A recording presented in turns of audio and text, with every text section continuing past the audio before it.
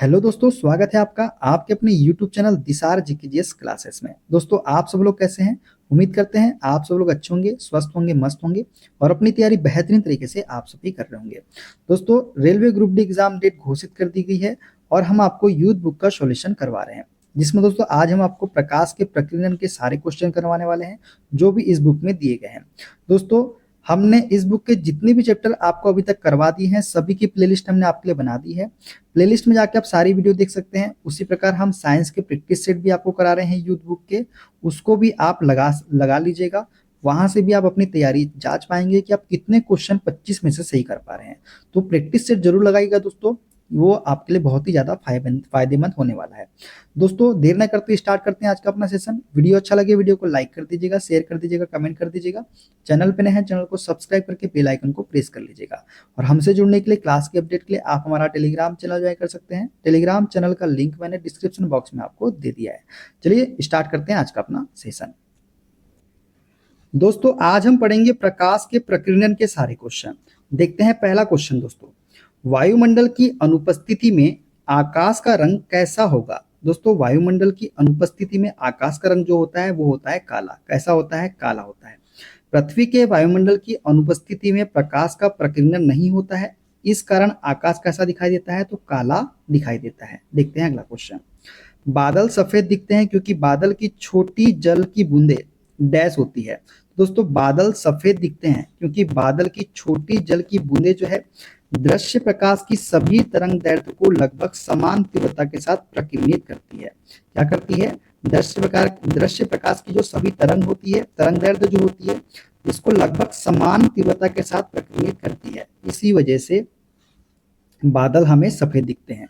जो छोटी जल होती है क्या करती है? दृश्य प्रकाश की सभी तरंग दैर्ध्य को लगभग समान तीव्रता के साथ प्रकीर्णित करती है, इस वजह से।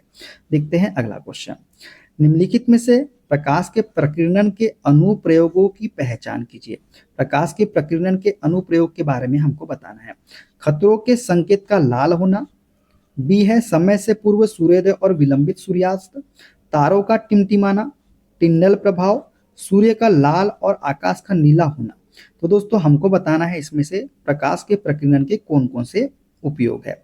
तो दोस्तों, प्रकाश के जो प्रकीर्णन के अनुप्रयोग है वो है खतरों के संकेत का लाल होना, ये प्रकाश के प्रकीर्णन के कारण होता है। ठीक है। टिंडल प्रभाव की बात करें, ये भी प्रकाश के प्रकीर्णन के कारण होता है। सूर्य का लाल और आकाश का सॉरी दोस्तों, सूर्य का लाल और आकाश का नीला दिखाई देना भी क्या है? प्रकाश के प्रकीर्णन के अनुप्रयोग है। समय से पूर्व सूर्योदय, विलंबित सूर्यास्त ये नहीं है। तारों का टिमटिमाना प्रकाश का अपवर्तन है, ना कि प्रकाश का प्रकीर्णन।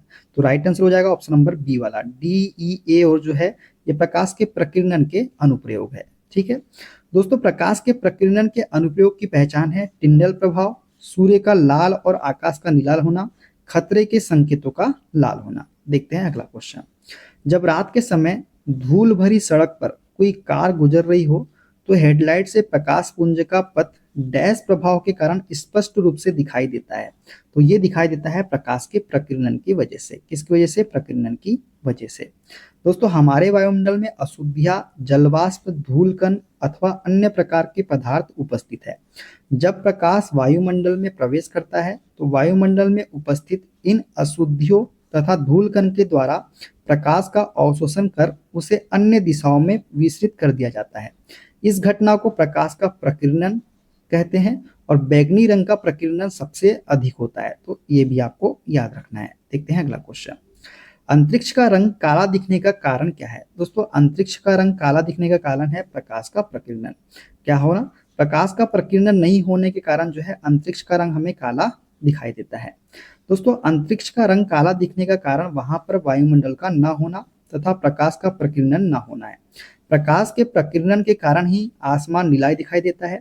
जब प्रकाश किसी ऐसे माध्यम से गुजरता है जिसमें धूल या अन्य पदार्थों के सूक्ष्म कण होते हैं तो इनके द्वारा प्रकाश सभी दिशाओं में विक्षेपित हो जाता है, जिसे हम प्रकाश का प्रकीर्णन कहते हैं। देखते हैं अगला क्वेश्चन। वर्षा के बाद वायुमंडल में जल की निलंबित बूंदों से इंद्रधनुष बनता है। इंद्रधनुष बनने के लिए आवश्यक परिघटनाओं में से इनमें से कौन सी परिघटनाएं शामिल है? तो दोस्तों, वर्षा के बाद वायुमंडल में जल की निलंबित बूंदों से इंद्रधनुष बनता है। इंद्रधनुष बनने के लिए आवश्यक परिघटनाओं में से जो परिघटनाएं शामिल है ये है अपवर्तन, वर्ण विक्षेपण और पूर्ण आंतरिक परावर्तन का संयोजन। तो ऑप्शन ए इसका करेक्ट आंसर हो जाएगा। ठीक है, वर्षा के बाद वायुमंडल में जल की निलंबित बूंदों से इंद्रधनुष बनने की परिघटना के लिए अपवर्तन, पूर्ण आंतरिक परावर्तन और वर्ण विक्षेपण का संयोजन है। इंद्रधनुष में दिखने वाले 7 रंगों का क्रम इस प्रकार है। ठीक है, देखते हैं अगला क्वेश्चन। डैश के कारण जब प्रकाश किसी माध्यम के निलंबित कणों से होकर गुजरता है तो प्रकाश का कुछ भाग अवशोषित होता है और सभी दिशाओं में उत्सर्जित होता है। यही क्या कहलाता है? प्रकाश का प्रकीर्णन कहलाता है। क्या कहलाता है? प्रकाश का प्रकीर्णन।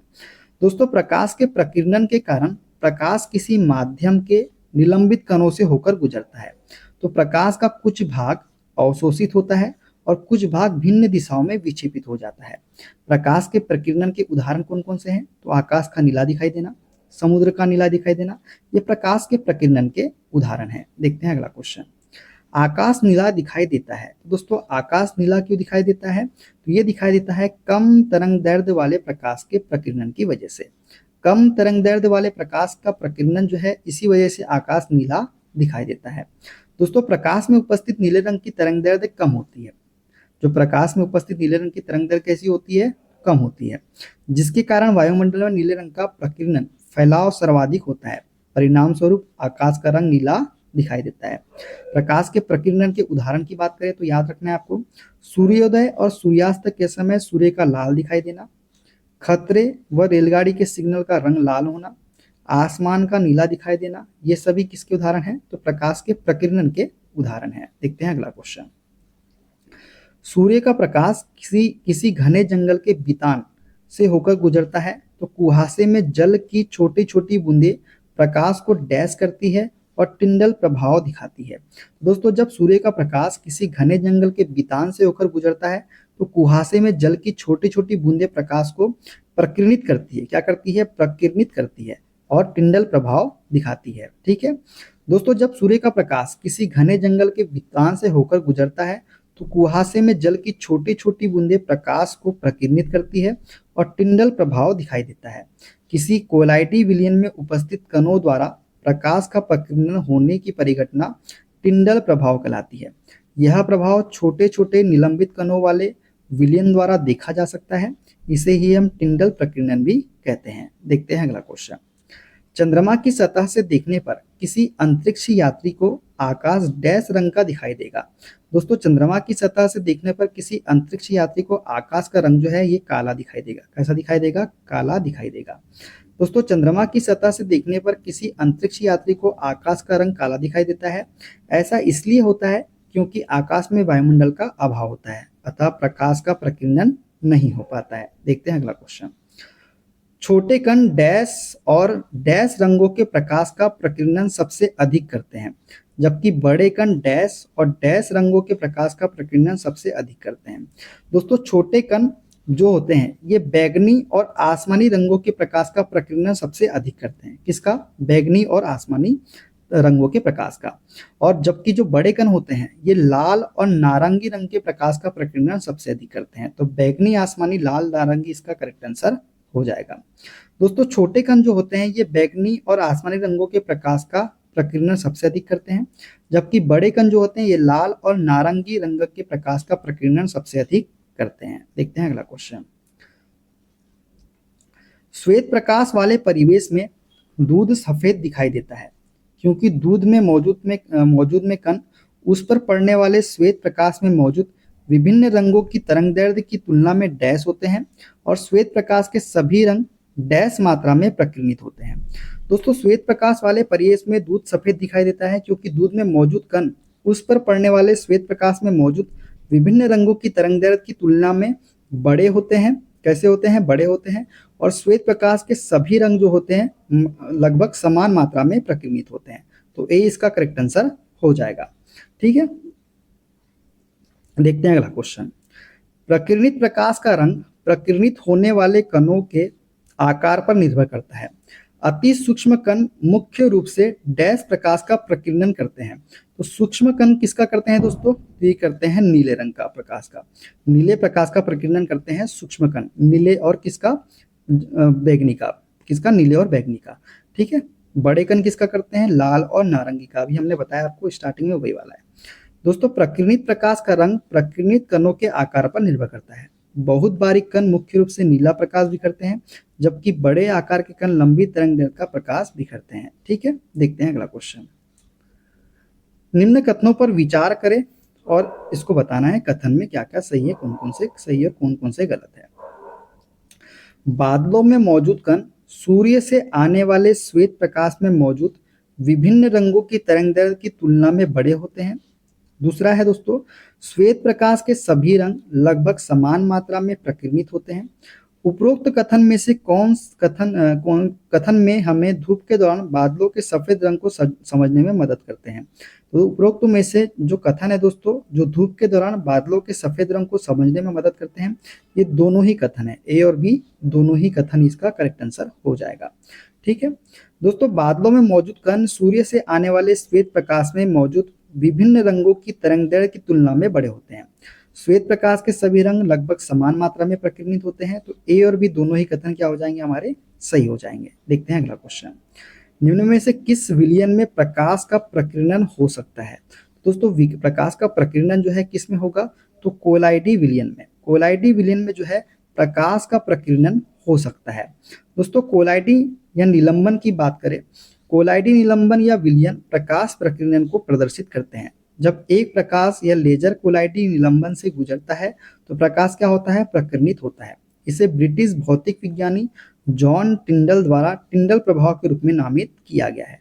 देखते हैं अगला क्वेश्चन। गहरे समुद्र में पानी का रंग नीला किसके कारण दिखाई देता है। दोस्तों गहरे समुद्र में पानी का रंग नीला जो है ये प्रकाश के प्रकीर्णन की वजह से दिखाई देता है। किसकी वजह से, प्रकाश के प्रकीर्णन की वजह से।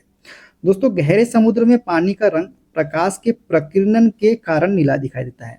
प्रकाश के प्रकीर्णन के अन्य उदाहरण की बात करें तो आकाश का नीला दिखाई देना, सूर्योदय और सूर्यास्त के समय सूर्य का रंग लाल दिखाई देना, खतरे के संकेतों में लाल रंग के प्रकाश का प्रयोग किया जाना, ये क्या है, प्रकाश के प्रकीर्णन के उदाहरण है। देखते हैं अगला क्वेश्चन। एक धुएं से भरे कमरे में प्रवेश करने पर प्रकाश की एक बारीक किरण इनमें से किसके कारण दिखाई देती है। दोस्तों एक धुएं से भरे कमरे में प्रवेश करने पर प्रकाश की एक बारीक किरण जो है प्रकाश के प्रकीर्णन की वजह से दिखाई देती है। किसकी वजह से, प्रकाश के प्रकीर्णन की वजह से। एक धुएं से भरे कमरे में प्रकाश की एक बारीक किरण दिखाई देने का कारण प्रकाश का प्रकीर्णन है। जब प्रकाश की किरणें धुएं के कणों से टकराती है तो वे विभिन्न दिशाओं में बिखर जाती है, जिससे हमें प्रकाश की किरणें दिखाई देती है। देखते हैं अगला क्वेश्चन। स्वच्छ आकाश का नीला रंग वायुमंडल में मौजूद दृश्य प्रकाश की तरंगदैर्घ्य की तुलना में डैश आकार वाले कणों द्वारा प्रकाश के डैश के कारण होता है। तो दोस्तों स्वच्छ आकाश का नीला रंग वायुमंडल में मौजूद दृश्य प्रकाश की तरंगदैर्घ्य की तुलना में छोटे आकार वाले, कौन से आकार वाले, छोटे आकार वाले कणों द्वारा प्रकाश के प्रकीर्णन के कारण होता है। किसके कारण होता है, प्रकीर्णन के कारण। तो डी इसका करेक्ट आंसर हमारा हो जाएगा। दोस्तों स्वच्छ आकाश का नीला रंग वायुमंडल में मौजूद दृश्य प्रकाश की तरंगदैर्घ्य की तुलना में छोटे आकार वाले कणों द्वारा प्रकाश के प्रकीर्णन के कारण होता है। देखते हैं अगला क्वेश्चन। बादलों का रंग सफेद डैश के कारण दिखता है, तो ये दिखता है हमको प्रकाश के प्रकीर्णन के कारण। प्रकाश का प्रकीर्णन क्या है दोस्तों, तो वायुमंडल में उपस्थित भिन्न प्रकार के पदार्थों के कणों द्वारा प्रकाश को चारों दिशाओं में विचलित करने की घटना को ही हम प्रकाश का प्रकीर्णन कहते हैं। प्रकीर्णन के उदाहरण आकाश का रंग नीला दिखाई देना, बादलों का रंग सफेद दिखाई देना। रेले के नियम अनुसार दोस्तों जिस रंग की तरंगदैर्घ्य कम होगी उस रंग का प्रकीर्णन उतना ही अधिक होगा। यदि तरंगदैर्घ्य कम होगी तो उस रंग का प्रकीर्णन उतना ही होगा। ये किसने कहा है, तो रेले के नियम के अनुसार है। तरंगदैर्घ्य का बढ़ता क्रम बैगनी, जामुनी, नीला, हरा, पीला, नारंगी, लाल अर्थात विबग्योर आपको याद रखना है। अर्थात लाल रंग के प्रकाश का प्रकीर्णन सबसे कम होता है और बैगनी रंग के प्रकाश का प्रकीर्णन सबसे अधिक होता है। ठीक है, सबसे अधिक तरंगदैर्घ्य किसकी होती है, तो बैगनी होती है। किसकी होती है, बैगनी की होती है। और सबसे कम किसकी होती है, तो लाल रंग की होती है। ठीक है, तो ये भी आपको याद रखना है। तो इसमें क्या होगा, लाल रंग के प्रकाश का प्रकीर्णन सबसे कम होगा, है ना, ये भी याद रखना है। और बैगनी रंग के प्रकाश का प्रकीर्णन सबसे अधिक होगा। तो ठीक है, ये देखिए हमने इसको बताया ना, जिस रंग की तरंगदैर्घ्य कम होगी उस रंग का प्रकीर्णन उतना ही अधिक होगा। तो सबसे कम तरंगदैर्घ्य किसकी होती है, तो ये होती है किसकी, लाल रंग की, और सबसे अधिक किसकी होती है, बैंगनी की। तो इसका प्रकीर्णन सबसे अधिक होगा। ठीक है, तो ये थे आज के सारे क्वेश्चन दोस्तों। वीडियो का सलाह कमेंट बॉक्स में जरूर बताइएगा। मिलते हैं अगले वीडियो में, अपना ख्याल रखिए। Okay, bye bye, take care.